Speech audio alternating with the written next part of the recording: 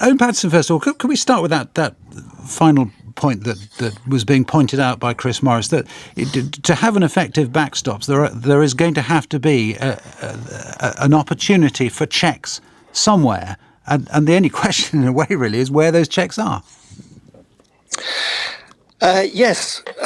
I've helped write a paper with the European Research Group on how we would use existing techniques, existing processes, and all under existing EU law, under the Union Customs Code, which would mean you wouldn't have to have a backstop, because all these issues could be handled with existing arrangements, authorised economic operators, the TRACES system, REX. And it's worth bearing in mind just what we're talking about. We're talking about a very, very small amount of the UK's trade and a very small amount of the Republic of Ireland's trade. So 85% of Northern Ireland sales go to either Northern Ireland or the rest of the UK. Only 4.9%, so under 5%, goes to the Republic. That's 0.2% of the UK's GDP. A lot of this, the overwhelming majority actually, are repeated shipments of the same goods.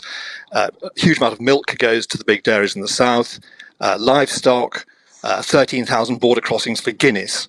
So these are well suited, first of all, to traceability because of the whole regime around agriculture and food.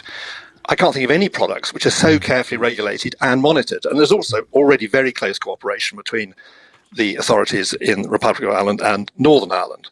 So my contention is all this talk about turning the whole way we make law in this country upside down, turning Northern Ireland into a protectorate, as David Trimble called it, of the EU in his paper 2 days ago, is all completely unnecessary. But this can all be handled with existing practical systems. I see what you mean. Sorry to interrupt, but I see what you mean about those systems, and obviously some of those systems are in place. But for instance, under EU law, there have to be checks on the documents and some physical checks as well, actually, on animals, animal products as well, milk, cheese, etc., that go into the single market from outside it. That those would have to be done at a border, wouldn't they?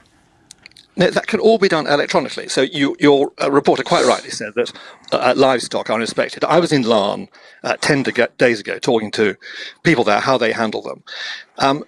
Yes, they do look at every single shipment coming through. They look at the trucks, but the real check is on the paperwork. It's on their intelligence. It's knowing who is shipping sheep from which particular market and what the track record they have. That is where the real test is. Frankly, by the time they get to Larne, it's too late. That, Owen Paterson, seems to be, I mean, from hearing from what people were talking about yesterday, that seems to be one of the options now that the British government is mulling and will go to the Cabinet, that actually you have the whole of the UK in a very tightly controlled customs union arrangement with the EU as part of the backstop.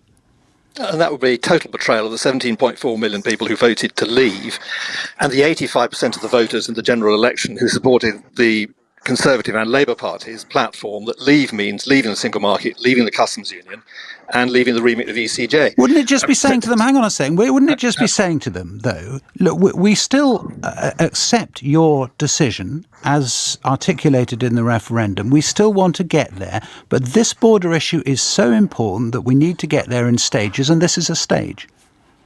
Well, just go back to Senator Richmond's comments, because he's been absolutely clear right from the beginning, when he, in his own report in the Oireachtas Special Select Committee, he said Brexit is a bad thing. And he says today in The Sun, it's a terrible decision. So we fully I'll say it again. Totally respect Senator Richmond's position that he deplores the Brexit decision and he does not want to see the integrity of the single market and the customs union damaged in any way. We completely agree with that. We will become a third country selling into the European Union. It's up to us to make sure that we match European standards. But we've taken advice, Senator Richmond, from the most experienced people in the world of customs and freight forwarding.